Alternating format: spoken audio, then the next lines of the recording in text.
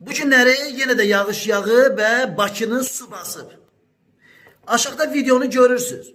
Mənim buradan sözüm Azərbaycan Respublikasının prezidenti İlham Əliyevdir. İlham Əliyev, Azərbaycandan bu qədər oğurlanmış büdcə 6-7 il ərzində 150 milyard yaxın neftdən gələn gəlirlər, qızıl yataqları, pambıqlar, Azərbaycanın altı da sərvət, üstdə sərvət.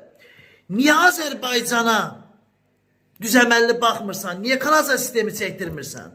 Bəs də xalqdan oğurladın pulları özün üçün, mülklər, gəlinin üçün, oğlun üçün, nəvələrin üçün, Emin Ağalarov üçün, Emin Ağalarovun oğlu üçün, uşaqlar üçün mülklər tikdirdin.